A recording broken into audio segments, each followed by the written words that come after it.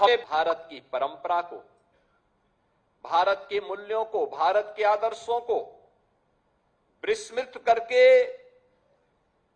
उसको भ्रम में डाल करके कुछ लोगों ने एक ठेका सा ले लिया है भारत के खिलाफ षड्यंत्र करने का। मैं बहुत चौंक हूं उन चीजों को देख करके। मैं भी पिछले दिनों इस रायबरेली के सांसद श्री राहुल गांधी जी के एक बयान को पढ़ रहा था।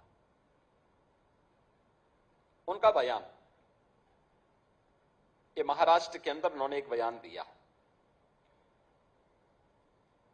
और उन्होंने बयान दिया कि महिलाएं मनुस्मृति के बंधन को तोड़ करके अब बाहर आ जाएं। राहुल जी, एक राहुल गांधी के रूप में आपसे देश बहुत अपेक्षा नहीं करता है, कोई अपेक्षा नहीं करता है। लेकिन भारत की संसद में, भारत की सर्वोच्च पंचायत में नेता प्रतिपक्ष के रूप में आपको देश के लोकतंत्र के प्रति जवाबदेही बनाता है। आपने भारत के संविधान की शपथ ली थी और संविधान की शपथ लेकर के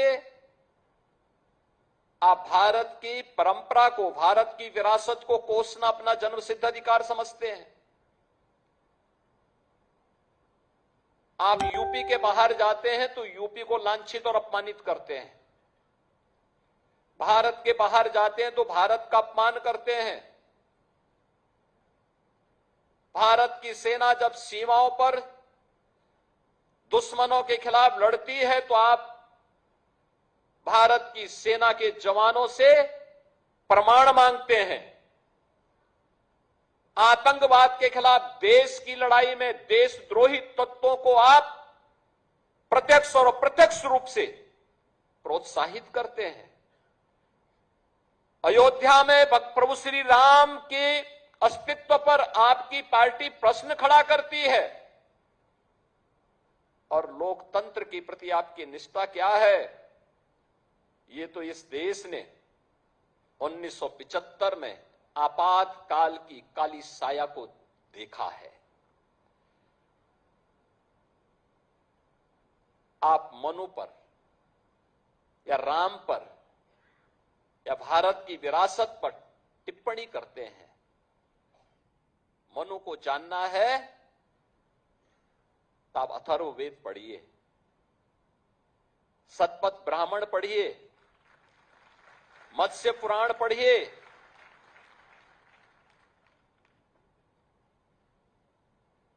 आपको सारी जानकारियां मिल जाएंगी। मैं पूछना चाहता हूं, कौन ऐसा व्यक्ति है जिसके जीवन में किसी न किसी रूप में, मां के रूप में या बहन के रूप में या पत्नी के रूप में या फिर बेटे के रूप में किसी महिला का संरक्षण उसे न प्राप्त होता हो।